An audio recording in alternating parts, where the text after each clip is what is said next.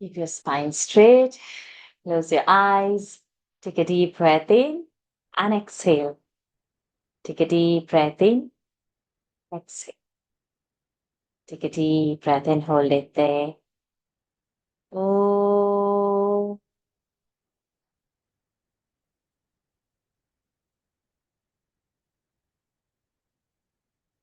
Oh.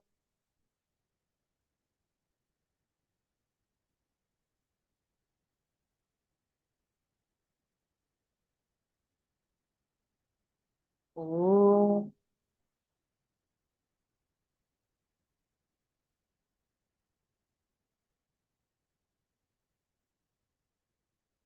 Om Shri Ganeshaya Namaha. Om Shri Saraswatyai Namaha. Om Shri Gurubhyo Namaha. Samasta Kalyane Niratam Karunamayam Namami Chinmayam Devam Sadgurum Brahma Vidvaram Sadgurum Brahma Vidvaram Yo antah pravishya mama vacham prasuptam सञ्जीवयत्यखिलशक्तिधरस्वधाम्ना अम्यांश्च हस्तचरणश्रवणत्वगादीन् प्राणान्नमो भगवते पुरुषाय तुभ्यम् प्राणान्नमो भगवते पुरुषाय तुभ्यम् ॐ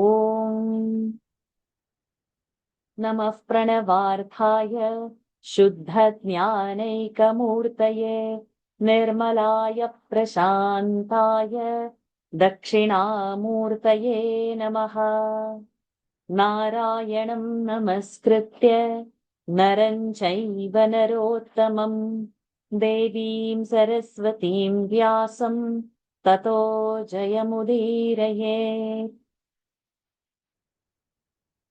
पाराशर्यवचः सरोजममलं गीतार्थगन्धोत्कटम् नानाख्यानककेसरं हरिकथा सम्बोधनां बोधितम् लोके सज्जनषट्पदैरहरहः पेपीयमानं मुदा भूयाद्भारतपङ्कजं कलिमल प्रध्वंसिन श्रेयसे धर्मशास्त्रमिदं पुण्यम् अर्थशास्त्रमिदं परम् मोक्षशास्त्रमिदं प्रोक्तम् व्यासेनामितबुद्धिना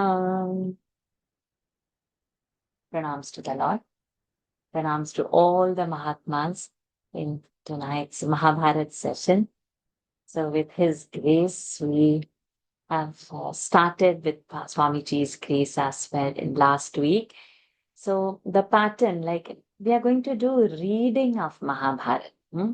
So Mahabharata story everybody knows, but it's mostly reading. And normally when we know we have watched probably a TV serial or we have read some translation, but we have not gone to the original verses anytime. So it's the intention of this session is to hold our scriptures in its original sense, to bring home Mahabharata. Bringing Mahabharata at home doesn't make any kutumba kalaham. Refuse. It is a necessary aspect of our life because it is a itihas. So one of the itihas we have picked up is Valmiki Ramayana. So Ramayana and Mahabharata are our itihas. So iti her asa. Iti in this way her verily asa. It was like that. So that means it is not mythology. So we don't use this word mythology is something fictional, something in imagination. So this is not mythology. Okay. So those who are present in tonight's class, we'll have to get it corrected. What are we studying and for what we are studying? Our intention should be clear. What is the scope of this class also? I will be clearing it in a while. So the intention is to bring home our scriptures, to know what has actually happened in the past. It is history. It is actually happened and it is not mere story. It's not mere fiction. It's not a fictional story. Kindly bear with my internet connection. I just got a pop-up. My bandwidth is low. If any time I'm not audible, anyone can stop me anytime and ask me to repeat if I'm not heard. So the whole intention is to know about our scriptures, and the story part we might know, but there is something beyond the story. So how to abide in dharma and live. What are the different characters of people? How, like whom we should be and like whom we should not be also. What is the role of a Raja? What is the role of a Guru? What is the role of the Praja? And eventually, it is going to tell us about when we have got a human life, what is the aim of our life and how we should lead to reach that goal, how we should lead our life to reach that goal. So, all the four aspects of all that means the Purusharthas are covered in this. Hmm? Artha, Kama, Dharma, Moksha.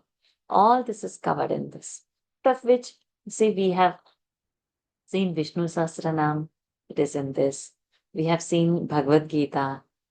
Bhagavad Gita is also called as Ashoka Upanishad. See? Ashoka, where there is no shoka. Or how to go beyond the shoka, beyond the sorrows. And that is like 700 verses. So now Bhagavad Gita looks too small in front of this vast text we have picked up. 100,000 verses. I have read somewhere it's even 200,000 verses. So we'll come to know as we unfold and how we are going to progress. So basically, we are going to read because the aim is to complete the text. It's not, okay, start and keep, and if not this life next. Okay, if not this life next, probably in terms of the action or the changes that we bring in ourselves. But to at least finish reading with the original Sanskrit verses, followed by the English meaning. So in Ayurveda, we have this uh, phrase, yatha kharash chandana bharavahi. Will not get into it. Khara is a donkey. Yatha kharaha chandana bharavahi. The donkey, yatha kharaha, like how a donkey, chandana bhara. The sandalwood weight is on his back. But who cares? He doesn't care whether it's sandalwood you've put 100 kilos or 100 kilos of stone. It doesn't matter to him. It's only the weight that he knows. So it is like if we read the Sanskrit, we'll finish faster. But if we don't know the meaning, then it is like the khara, like a donkey who just carries the weight, not knowing the value. So we should know the value also of what we are reading. And because it's a global session, we have from people from India, also from different parts of the state. So originally, Sanskrit should have been sufficient, but since our knowledge is limited in Sanskrit, we will stick to the global language, English, and continue. And for our reading, we have chosen M.N. Datta's translation. There are beautiful other translations also. So let me see as and when we go forward to pick up from the other books also some translation and post as I've posted the PDF today. So because many of you wouldn't have the text as what is required, till you all would get the text. But insistence is that one must have the text, one should buy and keep, then whatever version it takes, if you're not friendly with English and in your mother tongue you want, please go ahead. I'll be posting it as and when we are going forward. So if there are kids in the class, we'll call the kids to read the verses or repeat the verses. But ideally, we should go without repeating the verses to cover maximum verses in a class. 100,000 verses. If we cover 1,000 verses a week, if we say, and if it's 52 weeks, so we'll take 2 years plus. Okay. But at the moment, our class, we have kept only weekly ones and it's not a daily class. So in a weekly class of an hour, we'll hardly finish few verses. I doubt even 100 verses. So now you see against 1,000 verses a week and against 100. to gauge. So it should not go for years and years together. So eventually we will have number of classes in a week more, or we might extend this and have over a weekend, 2 sessions, maybe of 2 hours or something, a reading. And once you get used to it, then probably we will have a roster for those who want to read. Those who are not comfortable in reading Sanskrit, probably I can help in reading Sanskrit and you can read the meaning. So it should go on in a flow. Because Mahabharata story we know. What we are not aware is only the Sanskrit verses. So the aim of the class is getting scripture at home, having known that it is a history which has really happened. It's not a mythology, it is a itihas. Read the Sanskrit verses and go ahead with the meaning. So this is the intention. If anything, anybody has, as we go ahead, anybody has any suggestion to improve the class and all, it's all open. So please do not hesitate to. Being the first class today, probably we will have a repetition of the verse so that you get little acquainted, comfortable. Everything is a simple Sanskrit, Anushtup Chanda only. The first is only a prose sentence. In between, whenever the prose comes, not to get panicked, and we'll read and sail through this. Okay. So with the initial thing, we will have our repeat thing, 1 or 2 classes, then we should stop repeating it. We should all read it together to save the time and to cover maximum verses. Okay. So there are 18 sections. The sections are called as Parvas. So 18 Parvas are there, out of which the first Parva is the Adi Parva, which we will start today. And then we take it on. Let's see where Lord is leading us. We will see how many verses we can cover today. Anybody wants to volunteer?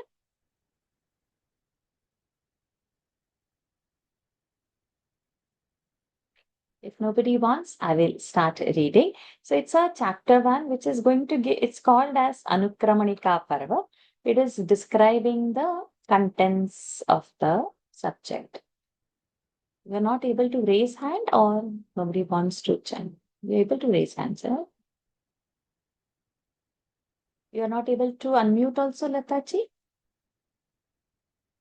Now I unmuted, but because this thing is changed my sign and I don't know where is the raised hand. Okay. So Okay. I'm struggling with it, but I don't mind reading with you today. You're reading? Okay. So Yes. then we will have the repeat mode.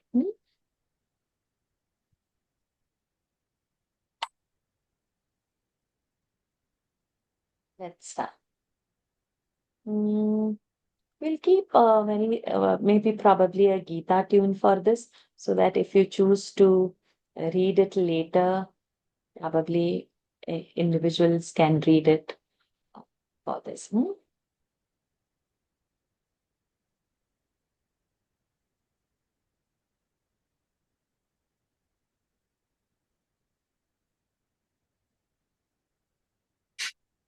But for me, that Narayana Namaskritte in Gita Yes, tune same is thing. not The coming. first line, I can remember only the Narayaniam, the Bhagavatam tune also.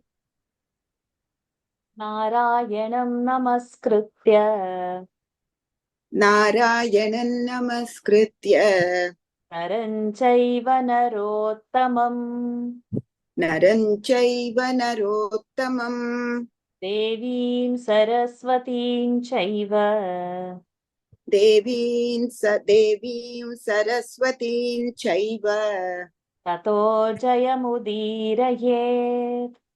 Tato Jayamudirayet Narayanan Namaskritya Naranchaiva Narottamam Devim Saraswatim Chaiva Tato Jayamudirayet Narayanam Namaskritya Naranchaiva Narottamam Devim Saraswatim Chaiva Tato Jayamudirayet. Having saluted the Supreme Deity Narayana and the highest of all male beings Nara, and also the goddess of learning Saraswati, let us cry success. Cry is not the actual this, it is udirayat. It is like the ghosha vakya. Like let us scream out in that sense. Let us, in triumph, let us call out for success. It is in that sense. Now, next is a prose line.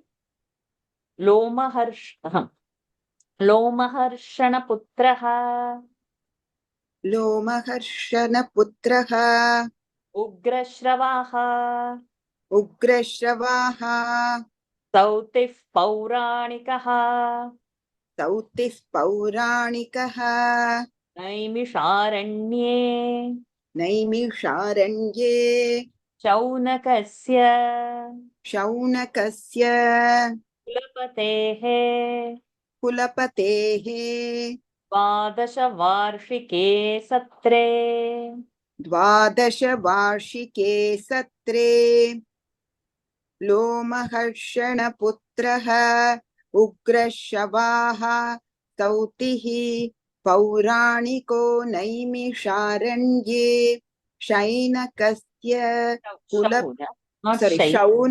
शौनकस्य कुलपतेर्द्वादशवार्षिके सत्रे लोमहर्षणपुत्रः उग्रश्रवाः सौतिः पौराणिकः नैमिषारण्ये शौनकस्य कुलपतेः द्वादशवार्षिके सत्रे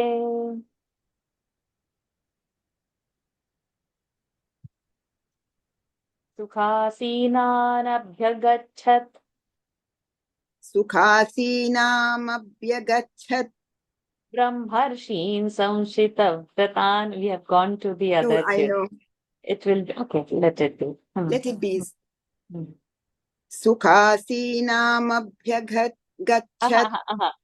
Sukhasinam, no. Sukhasīnānabhyagachat. Oh yeah. सुखासीनानभ्यगच्छत् Brahmarshīn Samshita-Vratan. ब्रह्मर्षीन् संशितव्रतान् Vinayavanato bhūtva. विनयावनतो भूत्वा Kadāchit Sūtanandanaha. कदाचित् सूतनन्दनः सुखासीनानभ्यगच्छत् ब्रह्मर्षीन् संशितव्रतान् विनयावनतो भूत्वा कदाचित् सूतनन्दनः सुखासीनानभ्यगच्छत् ब्रह्मर्षीन् संशितव्रतान् विनयावनतो भूत्वा कदाचित् सूतनन्दनः. One day, when the great sages of hard austerities who were present at the 12-year sacrifice of Kulapati Shaunaka were comfortably sitting in the Naimisharanya, Rishi Lomaharshana's son, Ugrashrava, popularly known as Sauti, well read in Puranas, came to them with all humility.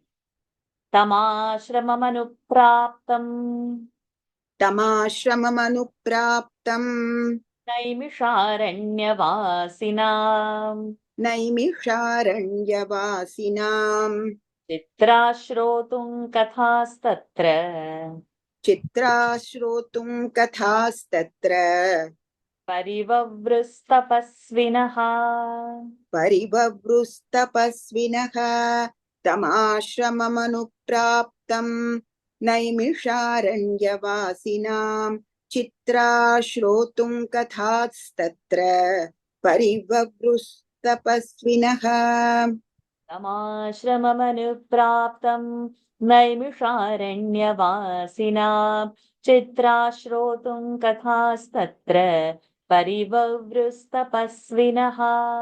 Thereupon, desirous of hearing his wonderful stories, the ascetics addressed him who had come to their hermitage of Naimisharanya. Abhivadya munim stanstu अभिवाद्य मुनिंस्तांस्तु सर्वानेव कृताञ्जलिः सर्वानेव कृताञ्जलिः अपृच्छत् स तपोवृद्धिम् अपृच्छत् स तपो वृद्धिम् तद्भिश्चैवाभिपूजितः तद्भिश्चैवाभिपूजितः अभिवाद्य मुनींस्तांस्तु सर्वानेव कृताञ्जलिः अपृच्छत् स तपो वृद्धिम् सद्भिश्चैवाभिपूजितः अभिवाद्य मुनींस्तांस्तु सर्वानेव कृताञ्जलिः अपृच्छत् स तपो वृद्धिम् सद्भिश्चैवाभिपूजितः. Having been welcomed with due respect by those holy rishis, Sauti, with joined hands, asked them all how their depute penances were progressing. अथ तेषूपविष्टेषु अथ तेषूपविष्टेषु सर्वेष्वेव तपस्विषु सर्वेष्वेव तपस्विषु निर्दिष्टमासनं भेजे निर्दिष्टमासनं भेजे विनयाल्लौ महर्षणिः विनयाल्लौ महर्षणिः अथ तेषूपविष्टेषु सर्वेष्वेव तपस्विषु निर्दिष्टमासनं भेजे विनयाल्लौ महर्षणिः अथ तेषूपविष्टेषु सर्वेष्वेव तपस्विषु निर्दिष्टमासनं भेजे विनयाल्लौ महर्षणिः. After the rishis had taken their seats, Lomaharshana's son humbly took the seat assigned to him. Sukhasinam tatastantu सुखासीनं ततस्तन्तु Vishrantam upalakshya cha विश्रान्तम् उपलक्ष्य च Atha prachhadrishistatra अथा पृच्छदृशिस्तत्र Atha prachhadrishistatra अथा पृच्छदृशिस्तत्र Kaschit prastavayan kathaः कश्चित् प्रस्तावयन् कथाः सुखासीनं ततस्तन्तु विश्रान्तमुपलक्ष्य च अथा पृच्छदृशिस्तत्र कश्चित् प्रस्तावयन् कथाः इस् इट् कथा kathaः या ओके अथा पृच्छदृशिस्तत्र कश्चित् प्रस्तावयन् कथाः सुखासीनं ततस्तन्तु विश्रान्तमुपलक्ष्य च अथा पृच्छदृशिस्तत्र कश्चित् प्रस्तावयन् कथाः.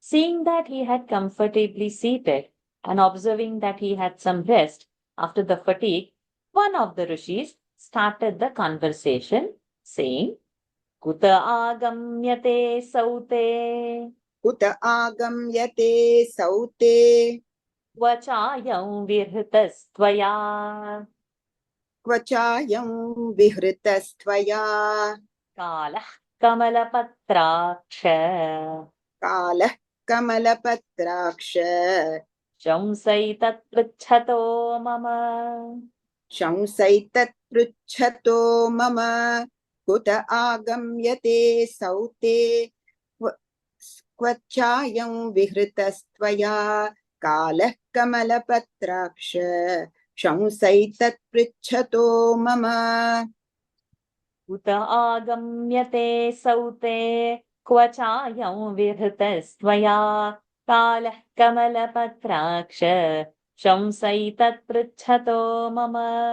O lotus-eyed, whence have you come? Where have you been, Sauti? Tell me, I ask you all the particulars of your travels.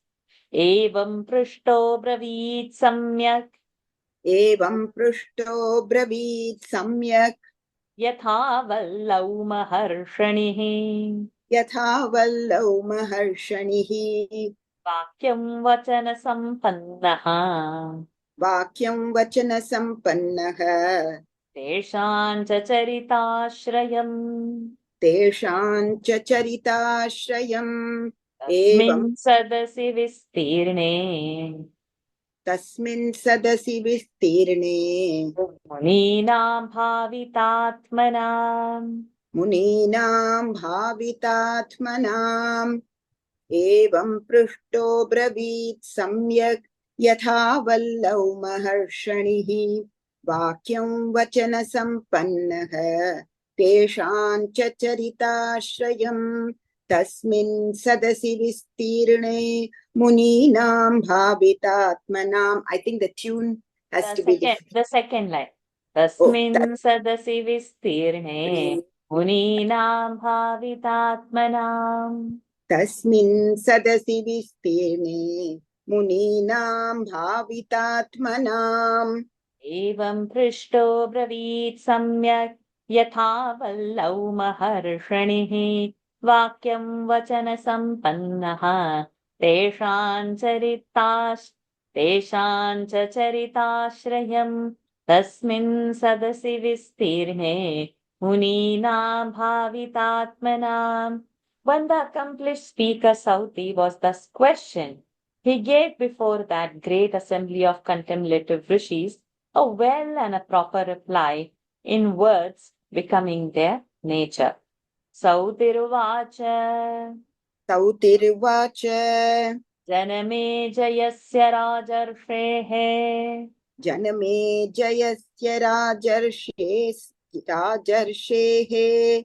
सर्पसत्रे महात्मनः सर्पसत्रे महात्मनः समीपे पार्थिवेन्द्रस्य समीपे पार्थिवेन्द्रस्य सम्यक् पारीक्षितस्य च सम्यक् पारीक्षितस्य च कृष्णद्वैपायनप्रोक्ताः कृष्णद्वैपायनप्रोक्ताः सुपुण्यादिविधाः कथाः सुपुण्या विविधाः कथाः विविधा धमः प्राण सुपुण्या विविधाः कथाः कथिताश्चापि विधिवत् कथिताश्चापि विधिवत् या वैशम्पायनेन वै या वैशम्पायनेन वै Then next. श्रुत्वा हन्तां विचित्रार्थाः श्रुत्वा हन्ता विचित्रार्थाः महाभारतसंश्रिताः महाभारतसंश्रिताः. We'll take the next one along with this because it continues. Okay. बहूनि सम्परिक्रम्य बहूनि सम्परिक्रम्य तीर्थान्यायतनानि च तीर्थान्यायतनानि च समन्तपञ्चकन्नाम समन्तपञ्चकन्नाम पुण्यं द्विजनिषेवितम् पुण्यं द्विजनिषेवितम् गतावानस्मि तन्देशम्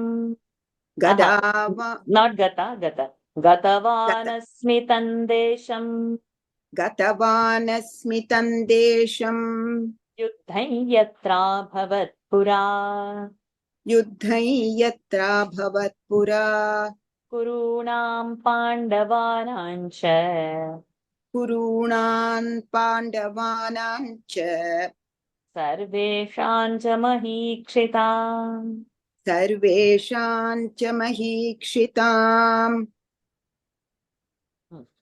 So do you want me to start or? Sautiruvacha. Okay. सौतिरुवाच जनमेजयस्य राजर्षेः सर्पसत्रे महात्मनः समीपे पार्थिवेन्द्रस्य सम्यक् पारीक्षितस्य च कृष्णद्वैपायनप्रोक्ताः सुपुण्या विविधाः कथाः कथिताश्चापि विधिवत्या वैशम्पायनेन वैशम्पायनेन वै श्रुत्वा हन्तां विचित्रार्था महाभारत संश्रिताः बहूनि सम्परिक्रम्य तीर्थान्यायतनानि च समन्तपञ्चकन्नाम पुण्यं द्विजनिषेवितम् गतवानस्मि तन्देशं युद्धं यत्राभवत् पुरा कुरूणां पाण्डवानां च सर्वेषां च महीक्षिताम्. For verse number 11, the Kathitaschaphi Vidhivat. It's not Ya is in the next pada. Okay. Oh, it's you stop it. Okay. Kathitash, how the tune I forgot. Kathitaschaphi Vidhivat. Vidhivat. Ya Vaishampayanena vai.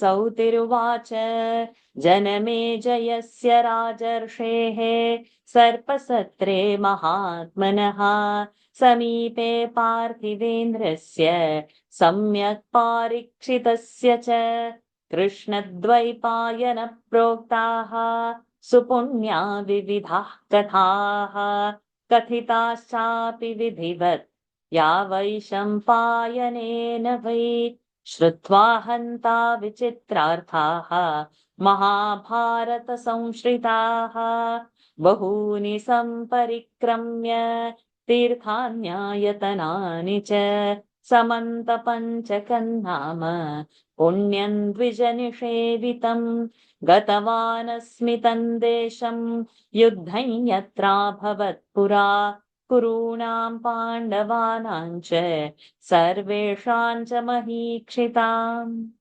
Sauti said, after listening to the various secret and wonderful stories of the Mahabharata, composed by Krishna Dvaipayan, those that were fully recited by Vaishampayana at the great snake sacrifice, Sarpasatra, held by that noble-hearted royal sage, the prince of all princes, the son of Parikshit, Janamejaya, said, O holy rishis, I wandered about and visited many holy shrines and places of pilgrimages and came at last to Samanta Panchaka, a place venerated by the twice born and where in the days of yore the sons of Kuru and Pandu had fought a deadly battle in which all the chiefs of India joined one side or the other. Patnaji, could you switch on your cam so that I can spotlight you?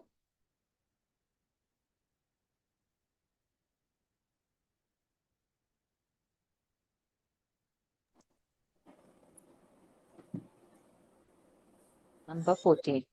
दिदृक्षुरागतस्तस्मात् दिदृक्षुरागतस्तस्मात् समीपं भवतामिह समीपं भवतामिह आयुष्मन्तः सर्व एव आयुष्मन्तः सर्व एव ब्रह्मभूता हि मे मताः ब्रह्मभूता हि मे मताः अस्मिन् यज्ञे महाभागाः अस्मिन् यज्ञे महाभागाः सूर्यपावकवर्चसः सूर्यपावकवर्चसः कृताभिषेकाशुचयः कृताभिषेकाशुचयः कृतजप्याहुताग्नयः कृतजप्याहुताग्नयः भवन्तः आसने स्वस्था भवन्तासने स्वस्था ब्रवीमि किमहं द्विजाः ब्रवीमि किमहं द्विजाः दिदृक्षुरागस्तस्तस्मात् समीपं भवतामिह आयुष्मन्तः सर्व एव ब्रह्मभूता हि मे मताः You can take the pitch higher if you want. If you can take the pitch higher at your pitch. No, that's fine.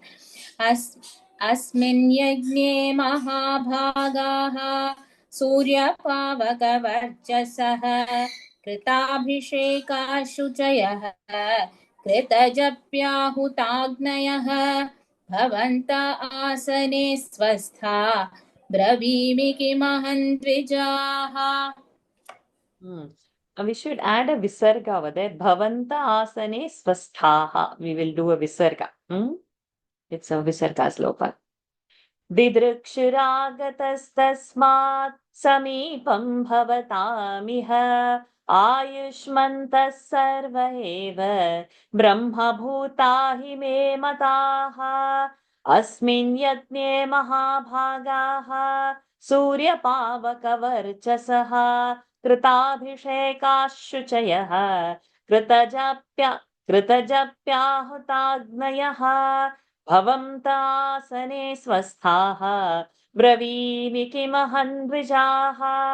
Being anxious to see you all, I have now come before your august presence, O revered sages, to you who are all to me as Brahma, to you who are greatly learned and highly blessed, who shine with the fire of the sun, is this in this holy place of sacrifice, who are pure by sacred ablutions, who have performed and finished the deep meditation, who have kept up the sacred fire, who are beyond all cares.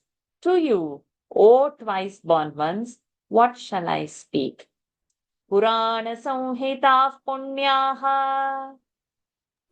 पुराणसंहिताः पुण्याः Katha Dharmartha Samshritaः कथा धर्मार्थसंश्रिताः Itivrittam Narendranam इतिवृत्तन्नरेन्द्राणाम् ऋषीणां च महात्मनाम् ऋषीणाम् च महात्मनाम् पुराणसंहिताः पुण्याः कथा धर्मार्थसंश्रिताः इतिवृत्तन्नरेन्द्राणाम् ऋषीणाम् च महात्मनाम् पुराणसंहिताः पुण्याः कथा धर्मार्थसंश्रिताः इतिवृत्तं नरेन्द्राणां ऋषीणां च महात्मनाम्. Shall I repeat to you the sacred stories of the Puranas, bearing all religious merits and worldly prosperity? Or shall I recount to you the wonderful deeds of the great sages and saints and the sovereigns of mankind? ऋषय ऊचुः ऋषय ऊचुः द्वैपायनेन यत् प्रोक्तम् द्वैपायनेन यत् प्रोक्तम् पुराणम् परमर्षिणा पुराणम् परमर्षिणा सुरैर्ब्रह्मर्षिभिश्चैव सुरैर्ब्रह्मर्षिभिश्चैव श्रुत्वा यदभिपूजितम् श्रुत्वा यदभिपूजितम् द्वैपायनेन यत् प्रोक्तम् पुराणम् परमर्षिणा सुरैर्ब्रह्मर्षिभिश्चैव श्रुत्वा यदभिपूजितम् ऋषयौचुः द्वैपायनेन यत् प्रोक्तम् पुराणम् परमर्षिणा सुरैर्ब्रह्मर्षिभिश्चैव श्रुत्वा यदभिपूजितम्. Meaning we'll do together with the next verse. तस्याख्यानवरिष्ठस्य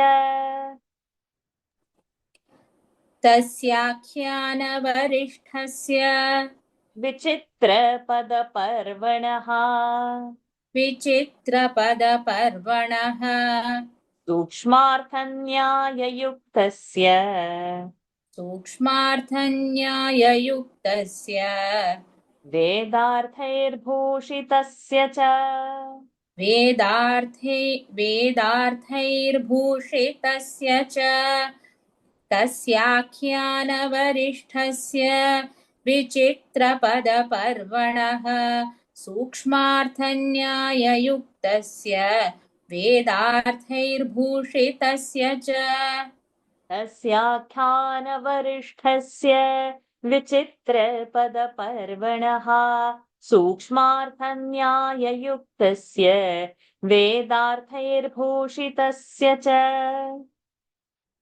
The Purana, which was told by the illustrious sage Dvaipayana, and which was greatly esteemed by the celestials and Brahmarshis when they heard it, and which, being full of various dictions and divisions, is undoubtedly the most eminent narrative amongst all the narratives that exist, containing, as it does, subtle and logically combined meanings enriched with the essence of the Vedas, is a sacred work.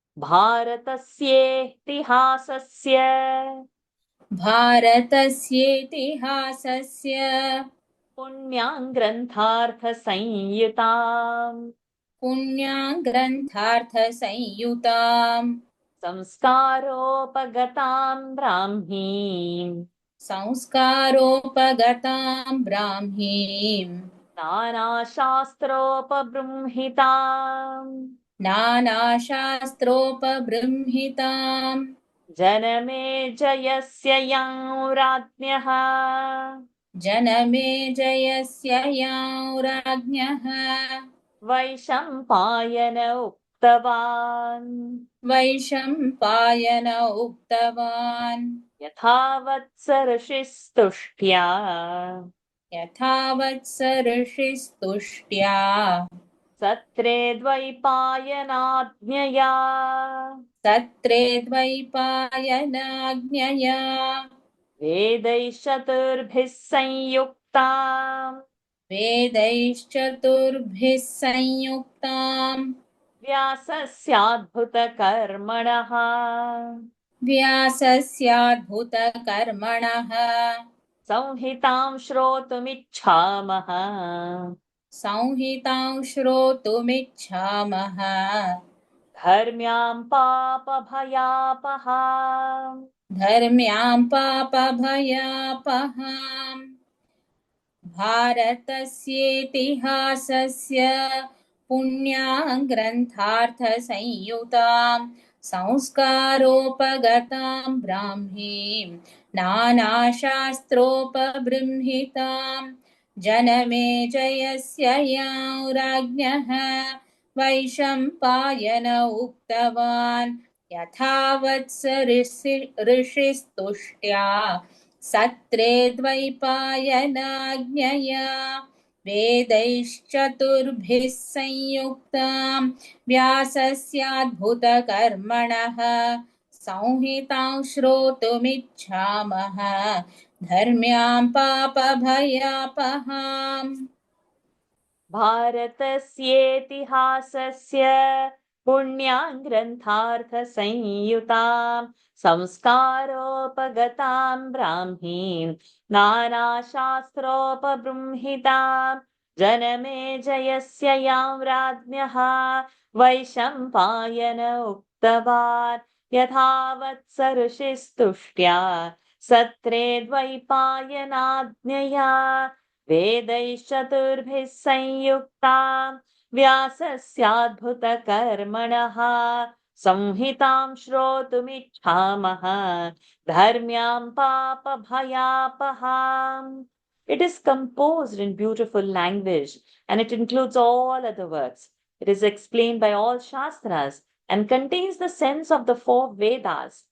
But Sauti, we desire to hear Bharata, the sacred history that drives away all fear, the holy composition of great Vyasa, just as it was beautifully narrated in the great snake sacrifice of Raja Janamejaya by Rishi Vaishampayana as directed by Krishna Dvaipayana himself. Sautiruvacha सौतिरुवाच Adyam Purushamisharam आद्यं पुरुषमीशानम् पुरुहूतं पुरुष्टुतं. पुरुहूतं पुरुष्टुतम् So both purushtutam, all U's are short. Purushtutam. पुरुष्टुतम् Ritamekaksharam Brahma. ऋतमेकाक्षरं ब्रह्म व्यक्ताव्यक्तं सनातनम् व्यक्ताव्यक्तं सनातनम् असत्. आद्यं We'll do the next one also. असच्च सदसच्चैव असच्च सदसच्चैव यद्विश्वं सदसत्परम् यद्विश्वं सदसत्परम् परावराणां स्रष्टारम् परावराणां स्रष्टारम् पुराणं परमव्ययम् पुराणं परमव्ययम् मङ्गल्यं मङ्गलं विष्णुम् मङ्गल्यं मङ्गलं विष्णुम् वरेण्यं मनघं शुचिम् वरेण्यमनघं शुचिम् नमस्कृत्य हृषीकेशम् नमस्कृत्य हृषीकेशम् चराचरगुरुं हरिम् चराचरगुरुं हरिम् आद्यं पुरुषमीशानं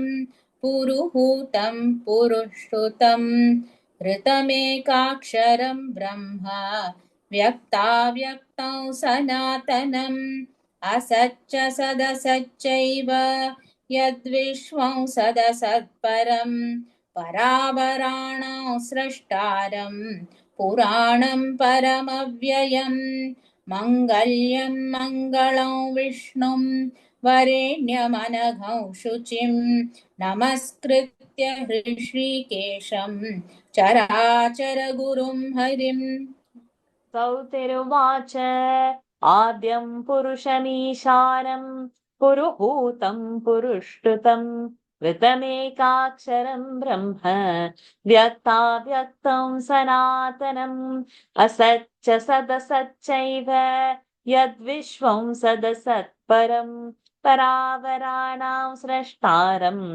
पुराणं परमव्ययम् मङ्गल्यं मङ्गलं विष्णुम् वरेण्यं मनघं शुचिम् नमस्कृत्य हृषीकेशं चराचरगुरुं हरिम्.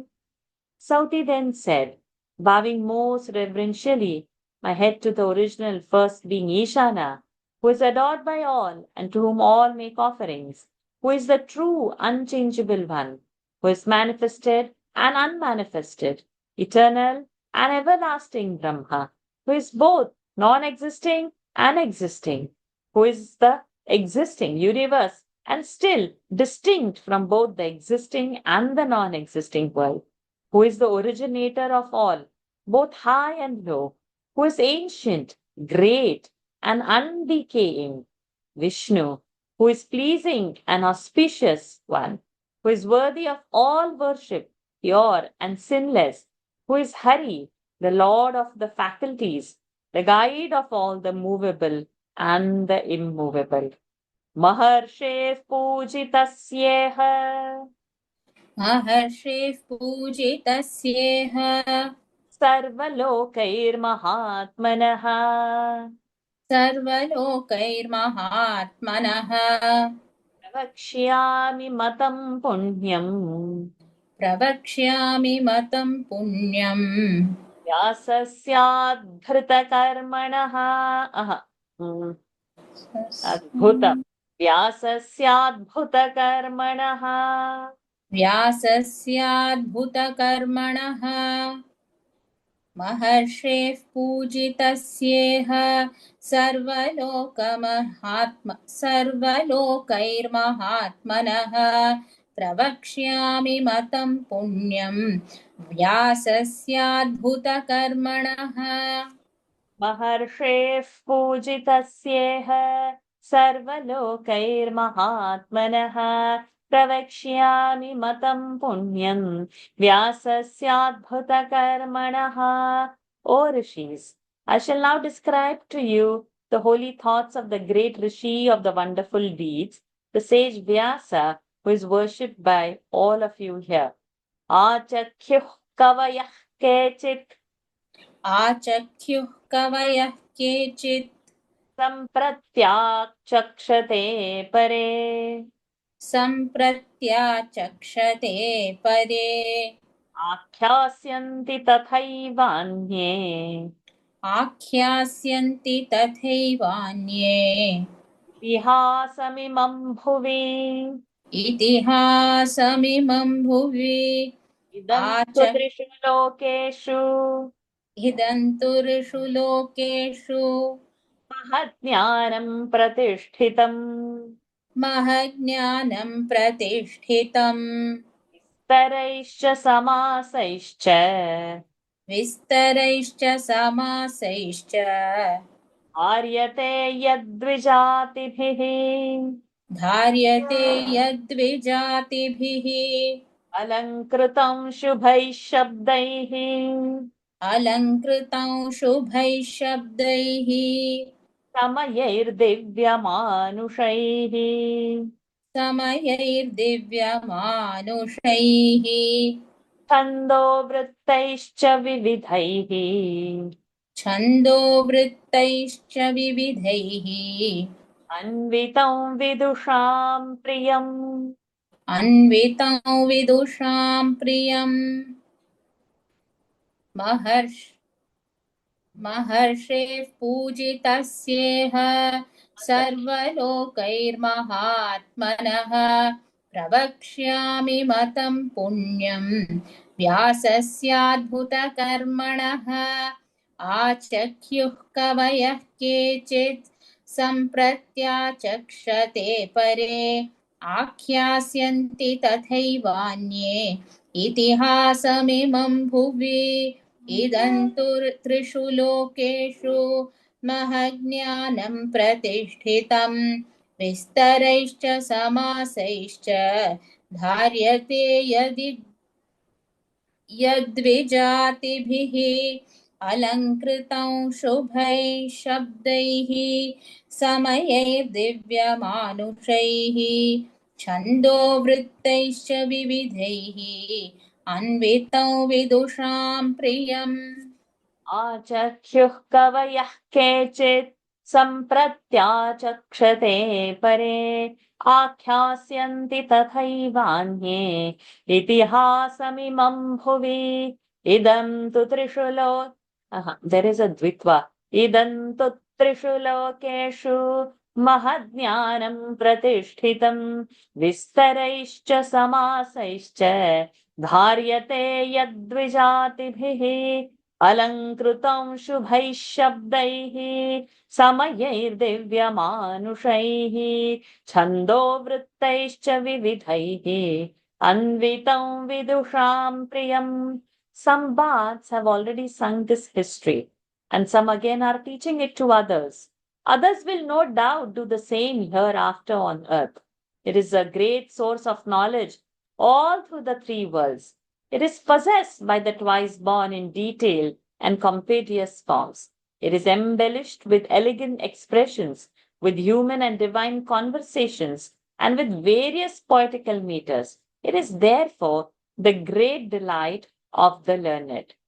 निष्प्रभेऽस्मिन्निरालोके निष्प्रभेऽस्मिन्निरालोके सर्वतस्तमसावृते सर्वतस्तमसावृते बृहद्दण्डमभूदेकम् बृहदण्डमभूदेकम् प्रजानां बीजमव्ययम् प्रजानां बीजमव्ययम् निष्प्रभेऽस्मिन्निरालोके सर्वतस्तमसावृते बृहदण्डमभूदेकं प्रजानां बीजम् अयव्यय. Is it avyayam? बीज It says mayavyam. Mayavya something.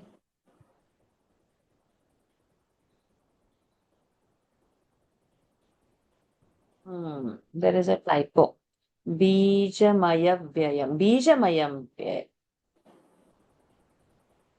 Bijamayavyayam. Bijamayavyayam.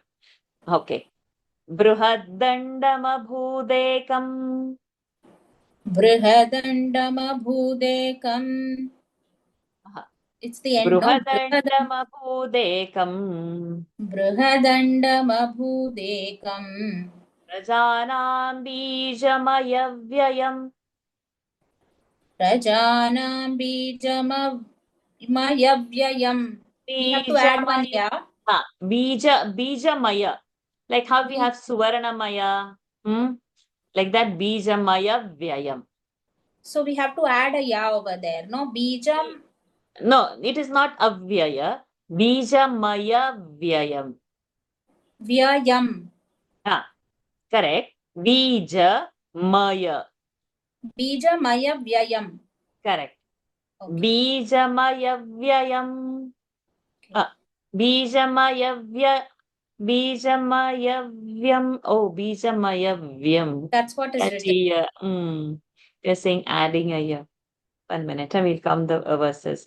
Alphabets. 1, 2, 3, 4, 5, 6, 7, 8. Prajanam Bijamayavyam. Prajanam Bijamayavyam. So the Dvitva has not happened. That's why we are not getting the beat of adding it.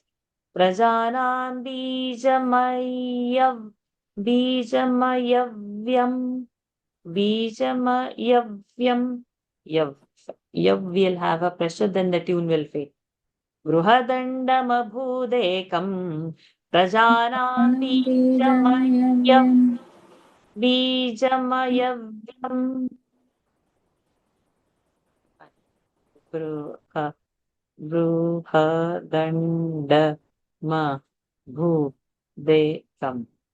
Prajanam Bijamayavya.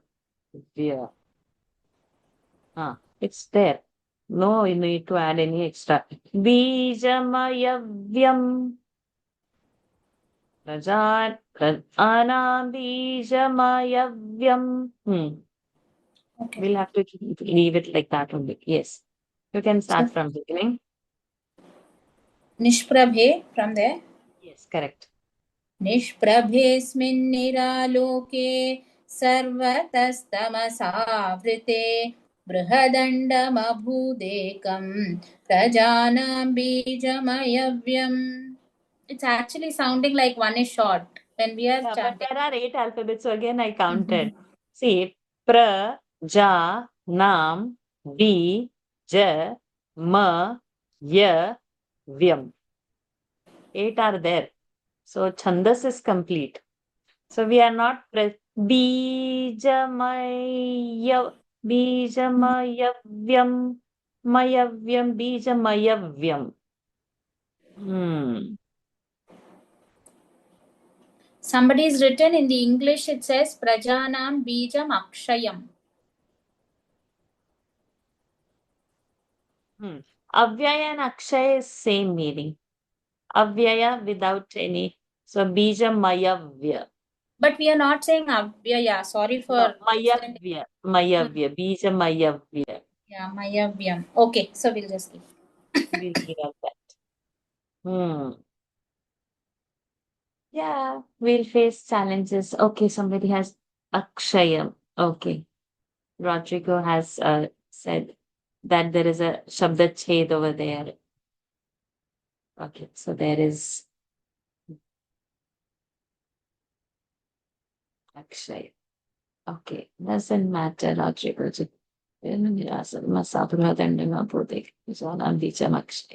Akshayam, Mayavyayam, both we'll take it as same. Our challenges begin on the day one. We'll face a lot of challenges and we'll face them with His grace because our path we have selected is the highest. So it's amongst the world's highest, longest poetries, literatures combined, and 7 times of that, the Iliad and Odyssey. It's bigger than that, 7 times bigger than these two. It's that much huge journey we have commenced. So it doesn't matter. We'll find our way.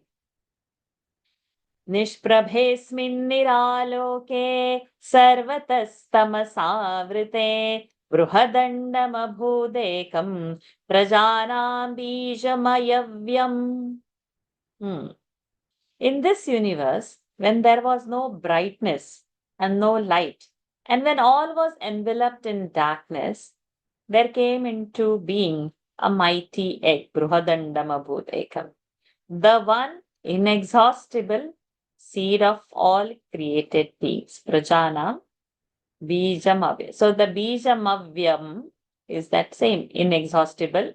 Akshaya is also inexhaustible. Both are same. Yugasyadau nimittantam.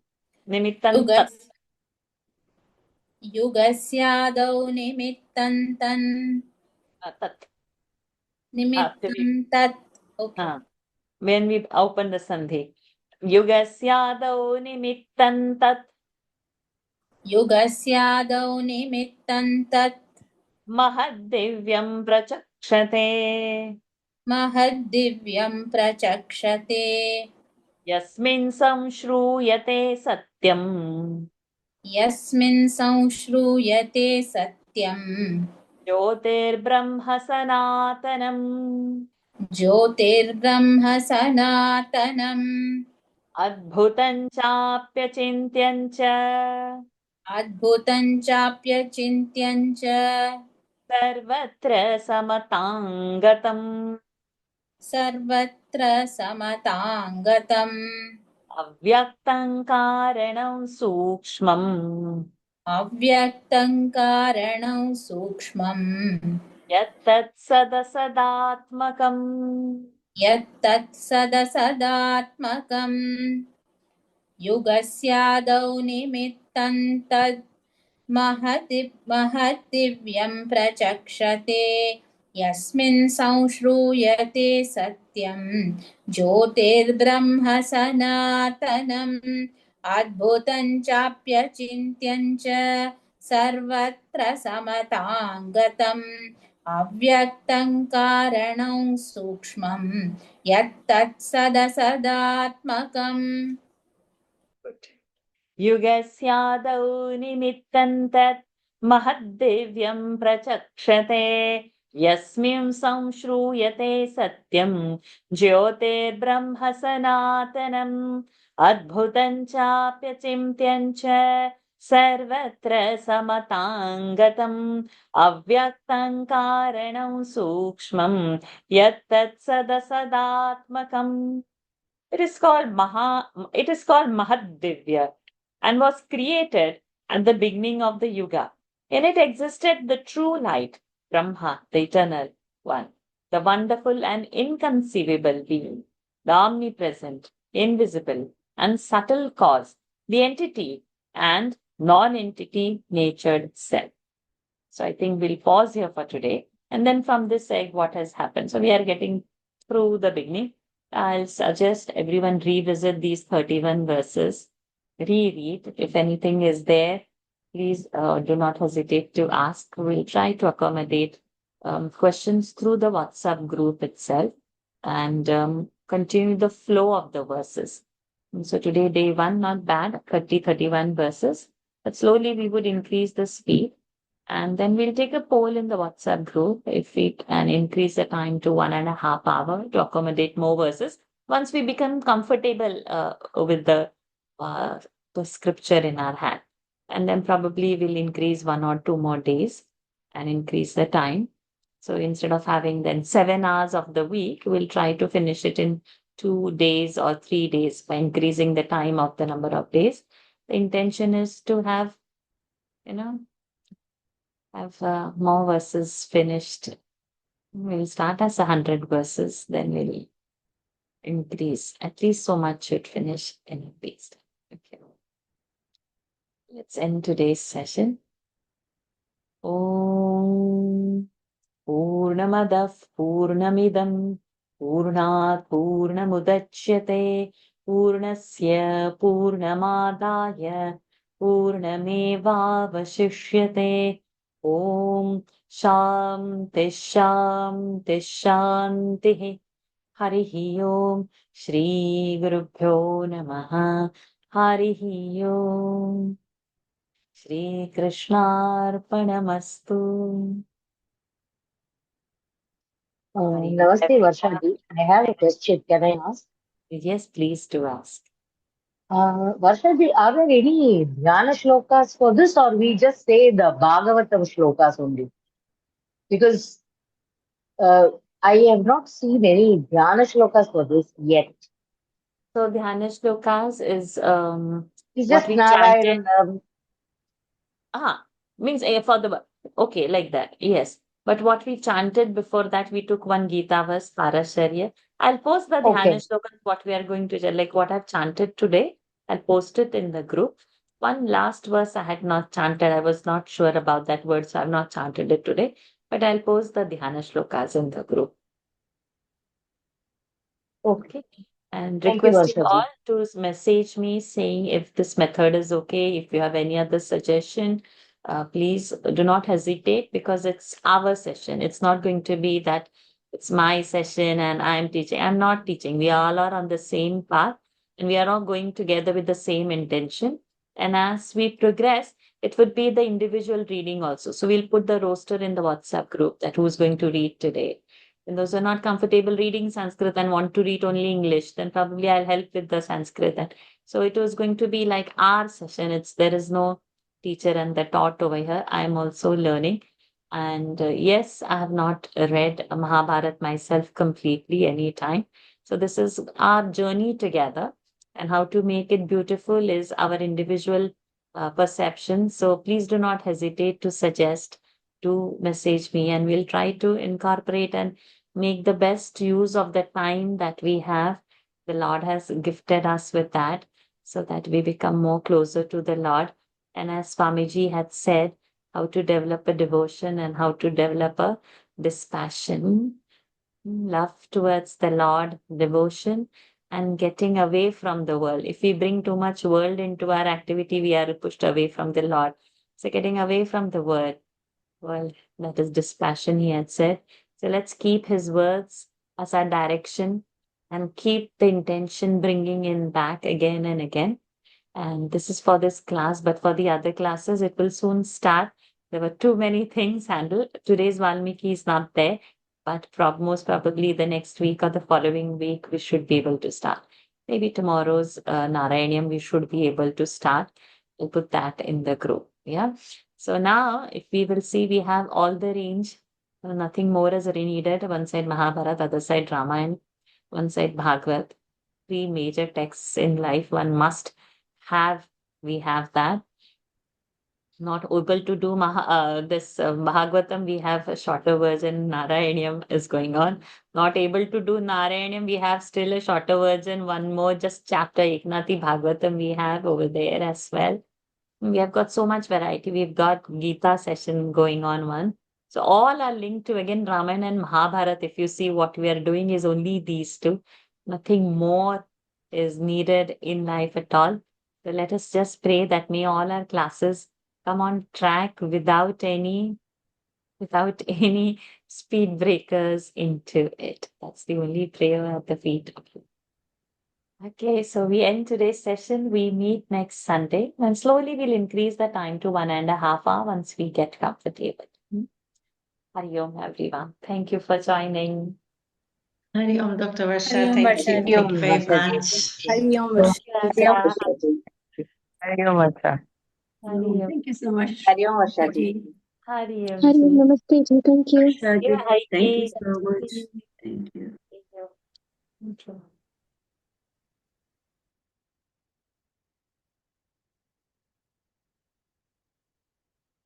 Yes, Devika ji. I'll post the starting prayer in English as well. Don't worry. I'll post it in the group right away. Thank you, Varshaji. Hari Om. Those are not part of WhatsApp group, please message me so that I can add you to the Bhagavata WhatsApp group. Thank you. Hari Om. Hari Om ji, Hari Om. Hari Om.